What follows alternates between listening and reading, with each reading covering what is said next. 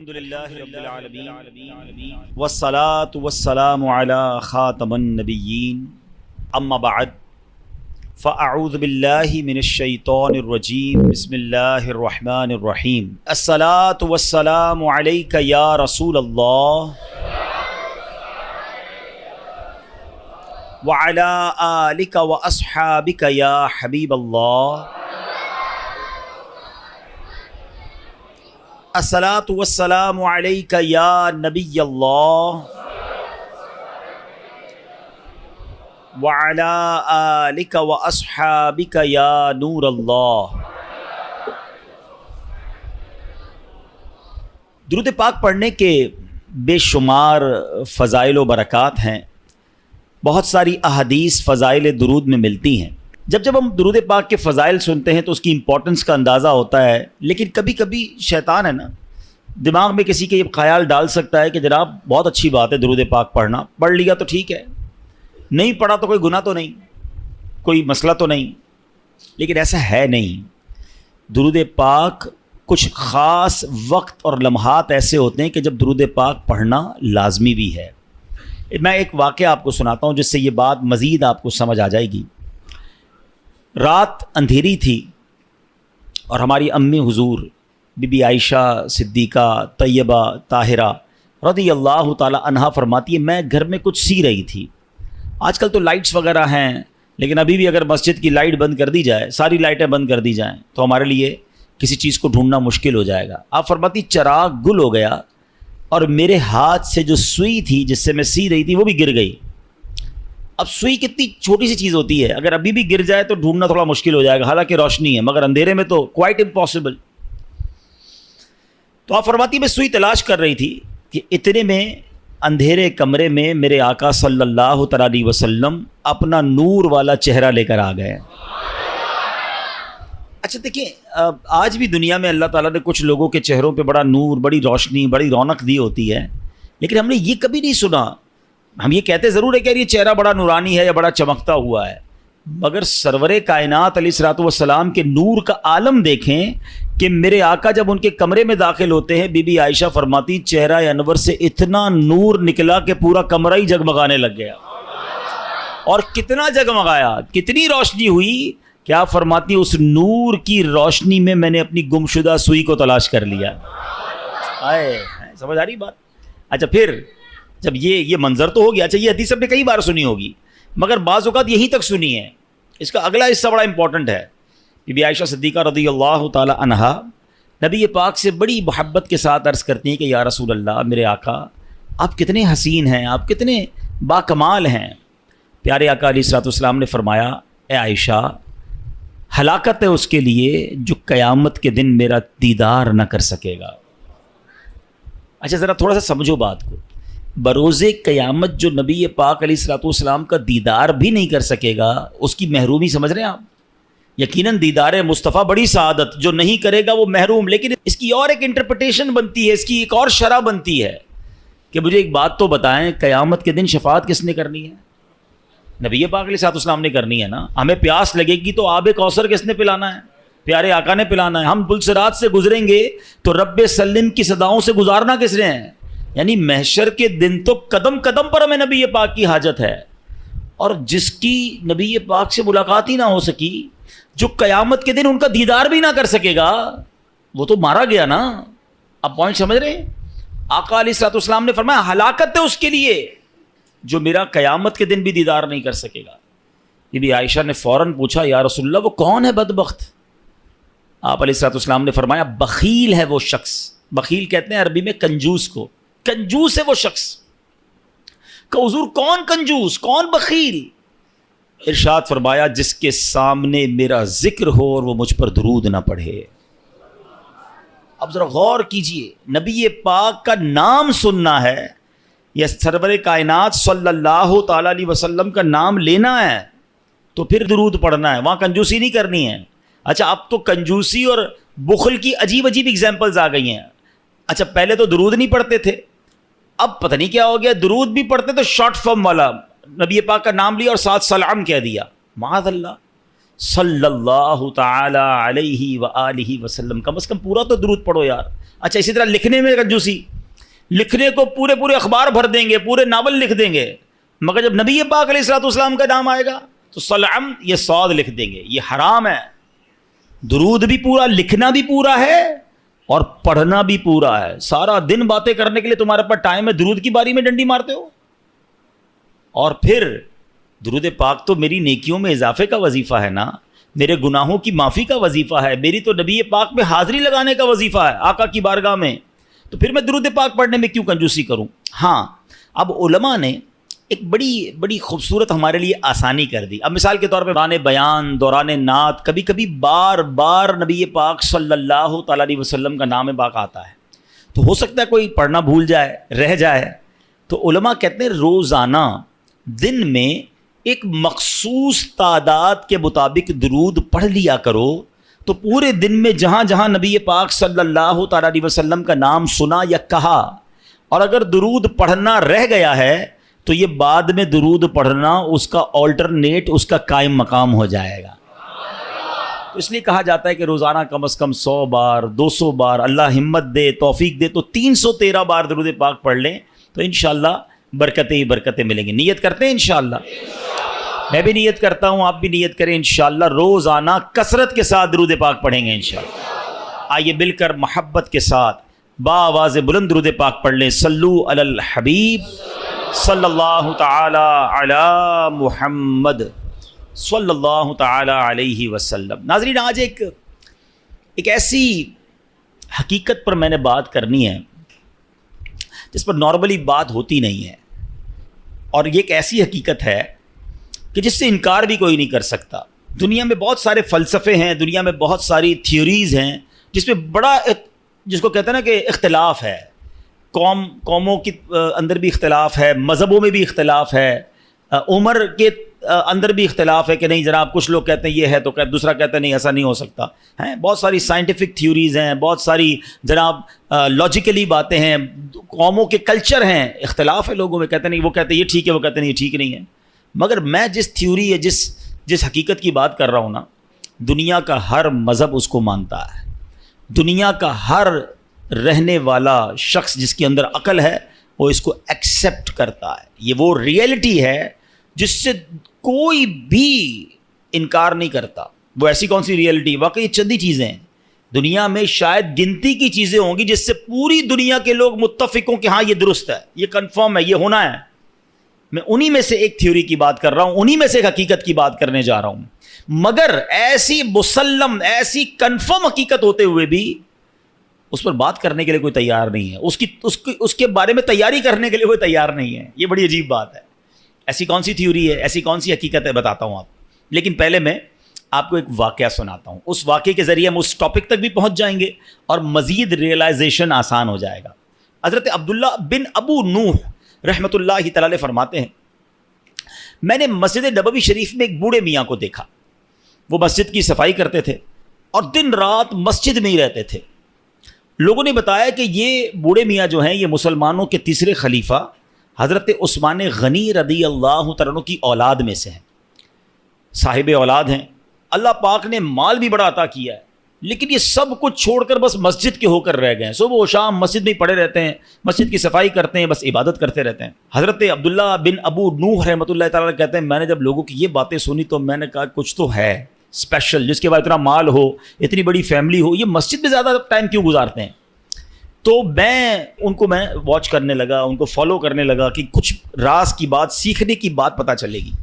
تو کہتے رات کا جب پچھلا پہر ہوا، لاسٹ آخری پہر تہجد کے وقت آیا، میں نے دیکھا کہ یہ مسجد سے نکلے اور جنت البقیع کی طرف جا رہے ہیں. جنت البقیع مدینہ منورہ کا قبرستان ہے، اور یقین کریں کمال کا قبرستان ہے.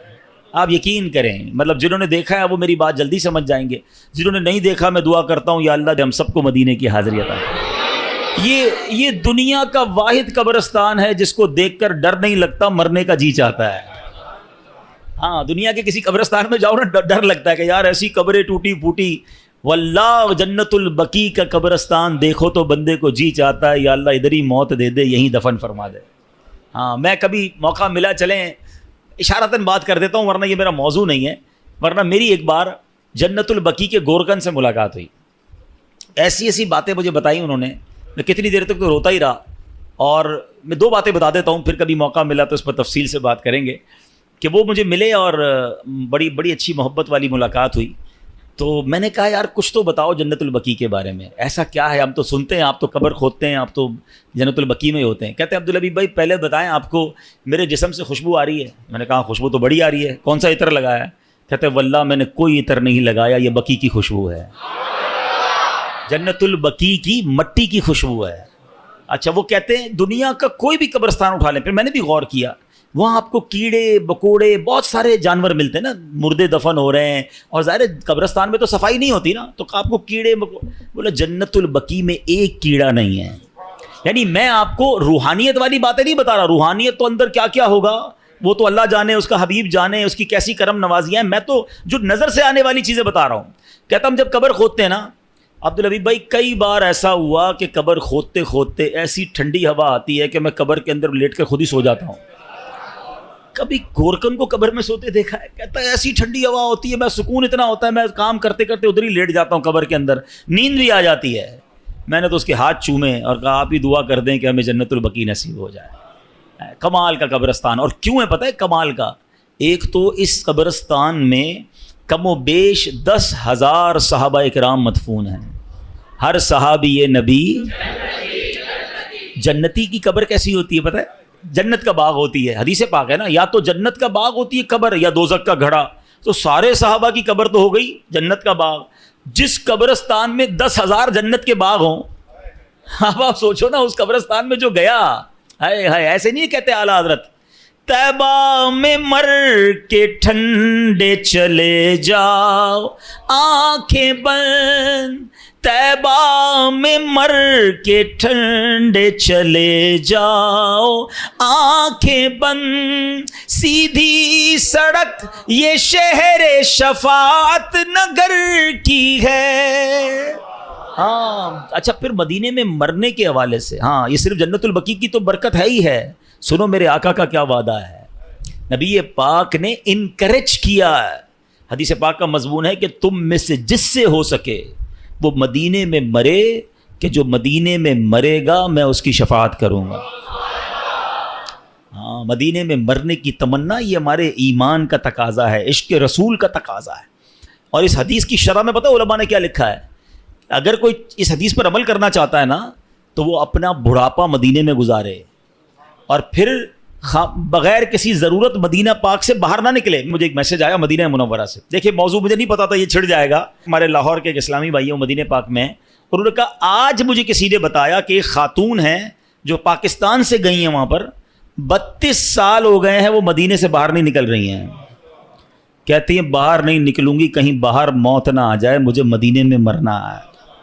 اور میں ایسے کئی مدینے میں رہنے والوں کو جانتا ہوں جو نہیں جاتے, مکے بھی نہیں جاتے, ایک بار حج کر لیا انہوں نے, کہتے فرض ادا ہو گیا ہے, اب مدینہ نہیں چھوڑنا ہے. آقا نے فرمایا جس سے ہو سکے وہ مدینے میں مرے, کہ جو مدینے میں مرے گا میں اس کی شفاعت کروں گا. نصیب والوں کو ملتا, مرنا تو ہے ہی, اللہ کرے مدینے کی موت مل جائے, جنت البقیع مل جائے. زور سے کہہ دو آمین. پتہ نہیں کس کی آمین کے صدقے ہمارا بیڑا پار ہو جائے, یہ دعا ہمارے حق میں قبول ہو جائے. کچھ موت وہ ہوتی ہیں. میں ابھی پچھلے دنوں ہمارے ایک ساتھی تھے, ان کی والدہ کی یا والد کا انتقال ہوا مدینہ شریف میں, اور جنت البقیع میں مدفن ہوئے. میں ان سے ملنے گیا, میں نے کہا مجھے سمجھ نہیں آ رہی آپ سے تعزیت کروں یا مبارکباد پیش کروں.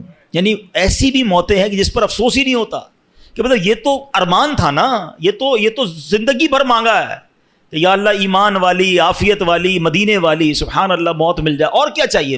مرنا تو ہم سب نے ہیں, مگر یہ موت ایسی ہوتی ہے جس کی تمنا ہوتی ہے. تو بہرحال وہ جو حضرت عثمان غنی رضی اللہ عنہ کی اولاد سے جو تھے وہ جنت البقیع میں گئے.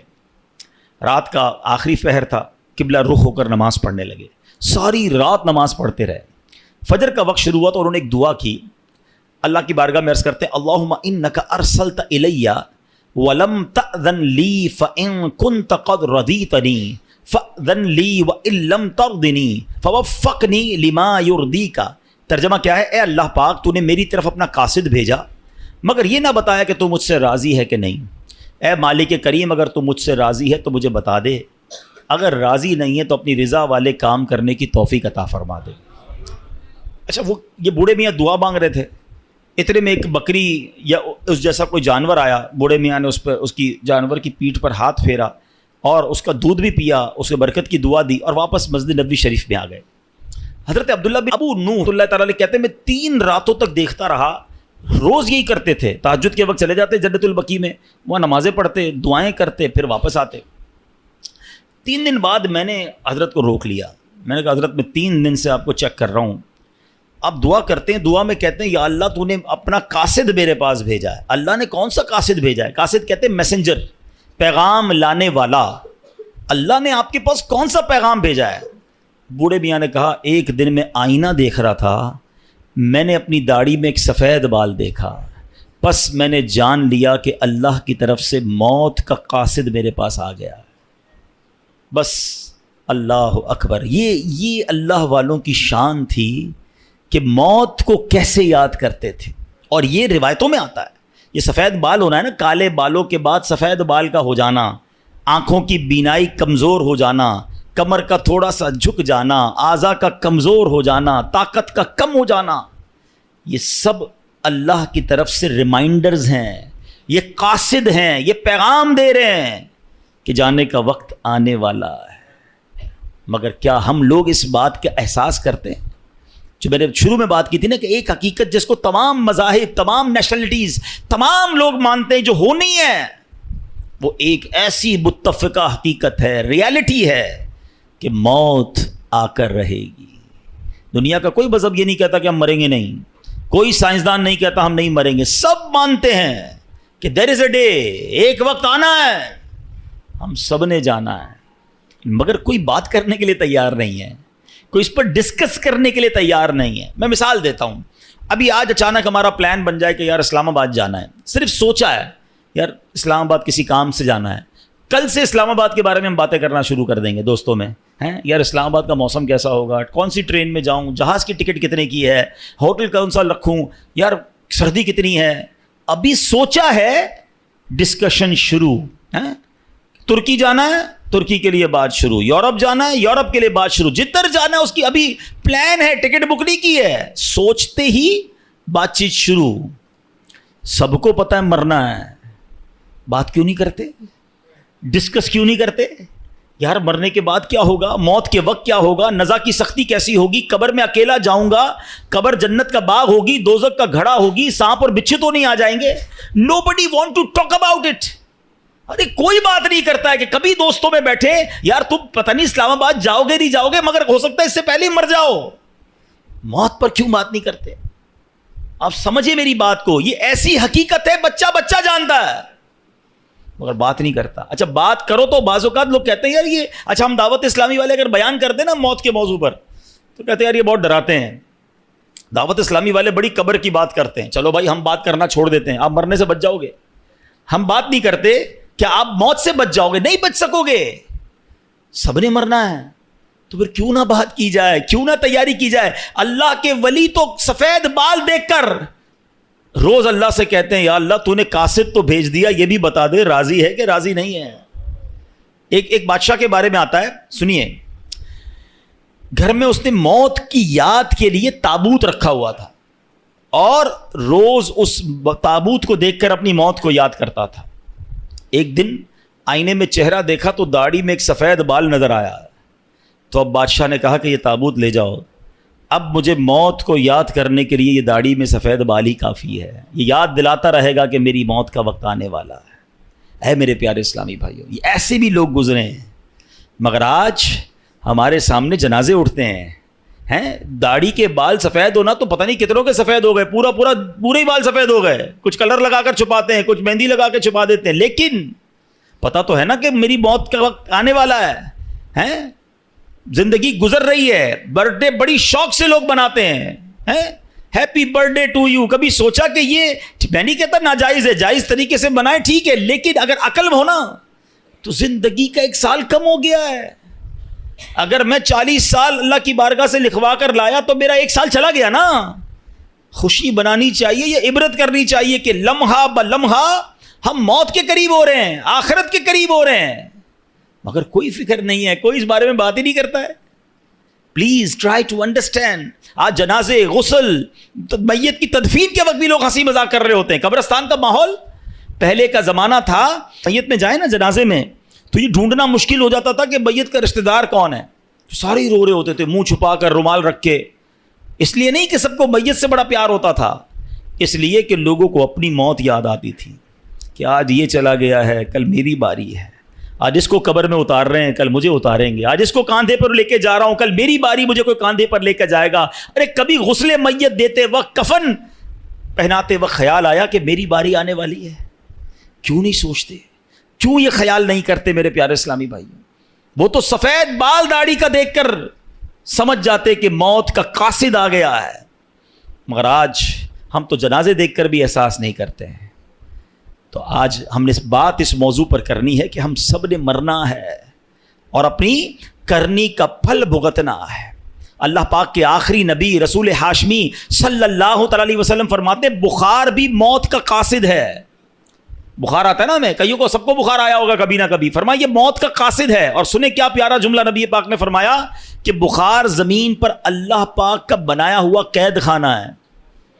ہاں, یہ بالکل پہلی بار میں نے بھی پڑھا اور واقعی میں نے غور کیا کہ بخار ہوتے ہی بندہ گھر میں چلا جاتا ہے, اچھی خاصی ایکٹیویٹی ہوتی ہے. یار آج کل نظر نہیں آ رہا بندہ کدھر ہے, بخار ہو گیا گھر کے اندر ہے, قید ہو جاتا ہے, خود ہی آٹومیٹکلی قید ہو جاتا ہے. آقا نے فرمایا بخار زمین پر اللہ پاک کا بنایا ہوا قید خانہ ہے. اللہ پاک جب چاہتا ہے اپنے بندے کو قید کر دیتا ہے اور پھر جب چاہتا ہے تو چھوڑ دیتا ہے. یہ قاصد ہے, یہ پیغام ہے کہ تیری کوئی حقیقت نہیں, رب نے جب چاہنا ہے یہ روح بھی واپس چلی جانی ہے. حضرت مجاہد رحمۃ اللہ تعالی فرماتے ہیں جب آدمی کسی بیماری میں مبتلا ہوتا ہے تو حضرت ملک الموت کا قاصد اس کے پاس ہوتا ہے, حتیٰ کہ جب وہ مرض الموت میں گرفتار ہوتا ہے تو حضرت ملک الموت خود اس کے پاس تشریف لا کر فرماتے ہیں تمہارے پاس پے در پے میرے قاصد آتے رہے, ڈرانے والے آتے رہے, تم نے اس کی کوئی پرواہ نہیں کی. اب تمہارے پاس ایسا قاصد آیا ہے جو دنیا سے تمہارا نام و نشان مٹا دے گا. یہ جو بیماری ہے نا, یہ بھی ایک پیغام ہے موت کا. اللہ کرے کہ ہم سمجھیں, اللہ کرے کہ ہم عبرت حاصل کریں. اے میرے پیارے اسلامی بھائیوں, اب بیماری آ جائے تو بندے کو کرنا کیا چاہیے؟ اللہ کرے کہ ہم ایسے کام کریں. امام غزالی رحمۃ اللہ تعالی علیہ فرماتے ہیں مریض کو چاہیے جب کوئی مرض میں ہونا موت کو کثرت سے یاد کرے, توبہ کرتے ہوئے موت کی تیاری کرے, ہمیشہ اللہ پاک کی حمد و ثنا کرے, خوب گڑ گڑا کر دعا کرے, اللہ پاک کے حضور عاجزی اور انکساری کا اظہار کرے, مناسب علاج کروائے, شکوہ و شکایت نہ کرے, اور جب شفا نصیب ہو جائے تو اللہ پاک کا شکر ادا کرے. یہ بیماری میں کرنا چاہیے. ہم کیا کرتے ہیں, او ہو بڑا سر میں درد ہے, بڑا پیٹ میں درد ہے, بس یار بہت پریشان, اتنا شکوہ, اتنی شکایت. اچھا سب کو بتانا ہے, کیا کوئی علاج کر دے گا ہمارا؟ شفا دینے والی ذات کس کی ہے؟ تو اللہ سے بات کرے نا. لوگوں کو کیوں بتاتے پھرتے ہیں؟ اس سے گویا اب بڑی تصوف والی بات کرنے جا رہا ہوں, تھوڑی باریک بات ہے, سمجھیے گا. حضرت رابعہ بصریہ بہت بڑی ولیہ گزری ہیں رضی اللہ تعالیٰ عنہ. ایک بندے کو دیکھا اس نے سر پہ پٹی باندھی ہوئی تھی. تو حضرت رابعہ نے کہا کہ سر پہ پٹی کیوں باندھی ہے؟ کہا حضور سر میں بہت درد ہے. آپ نے فرمایا آج تم بیمار ہو تو درد کی پٹی باندھی ہے, جب صحت میں تھے تو صحت کی پٹی باندھی تھی. بات بہت باریک ہے, سمجھدار آدمی اس بات کو پکڑ لیں گے.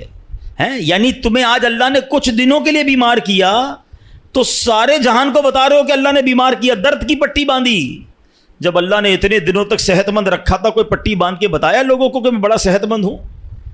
بعض اوقات بیماری کا اظہار, مصیبت کا اظہار کہیں ایسا نہ ہو یہ شکوہ بن جائے, کمپلین بن جائے کہ اللہ نے بیمار کیا ہے, اللہ نے تکلیف بھیجی ہے.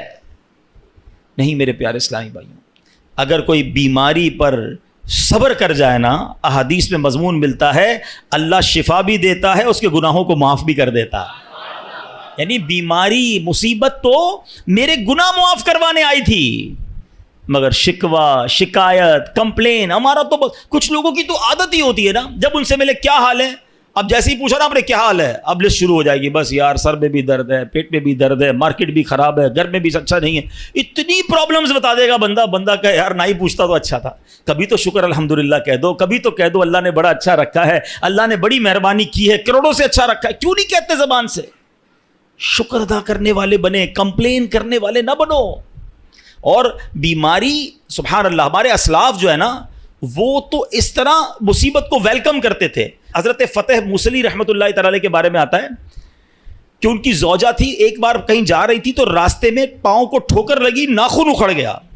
اب ناخن اکھڑنے کی تکلیف سمجھتے ہو نا, جان نکل جاتی ہے.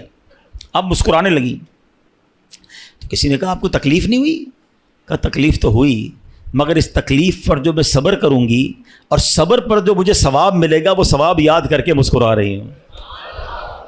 اللہ اکبر, یہ ایسے لوگ تھے. اور ہم جناب چھوٹی سی چوٹ پر اتنی شور مچا رہے ہوتے ہیں, تھوڑا سا نقصان ہو جائے, اچھا جناب وہ کیا ہوا, بس وہ موٹر سائیکل کا انڈیکیٹر ٹوٹ گیا, تو موبائل ہاتھ سے گر گیا, تو فلاں نقصان ہو گیا, فلاں پرابلم, سب کو بتائیں گے. 2 4 5 ہزار کا نقصان ہو گیا, پورے محلے کو بتائیں گے. کیوں بتائیں گے بھائی؟ کوئی دے دے گا آپ کو؟ دے گا کوئی نہیں, ثواب بھی چلا گیا.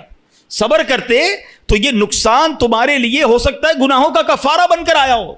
روایتوں میں آتا ہے کہ مومن کو پہنچنے والا ہر نقصان, یہاں تک کہ اس کے جوتے کا تسمہ بھی ٹوٹ جائے نا, وہ بھی اگر کسی کا لاس ہوتا ہے اور وہ صبر کرے تو وہ اس کے گناہوں کا کفارہ بن جاتا ہے, اس کے لیے نیکی کا باعث بن جاتا ہے. مگر صبر کریں تو نا, ہم نے تو سب کو بتانا ہے. اچھا معاملہ بڑا عجیب ہے, نقصان ہو تو سب کو بتانا ہے, نفع ہو تو کسی کو نہیں بتانا ہے. یہ ضرور بتائیں کہ 5,000 کا نقصان ہو گیا, کبھی آ کے بتائیں کہ آج 50,000 روپے کمائیں. نہیں وہ کیوں بتاؤں بھائی, گھر والوں کو تو بالکل بھی نہیں بتاؤں گا, خرچہ شروع کر دیں گے گھر والے. ان کو جب بھی بتانا نقصان کی خبر دینی ہے. نہیں میرے پیارے اسلام, اللہ کا شکر ادا کریں, نہ بتائیں کسی کو نقصان. وہ شاعر کہتے ہیں نا, کسی کا احسان کیوں اٹھائیں, کسی کو حالات کیوں بتائیں. کیوں بتاؤں میں کسی کو میرے ساتھ کیا گزر رہی ہے؟ میں جانوں, میرا رب جانے نا. کسی کا احسان کیوں اٹھائیں, کسی کو حالات کیوں بتائیں. تم ہی سے مانگیں گے تم ہی دو گے, تمہارے در سے ہی لا لگی ہے. اللہ کی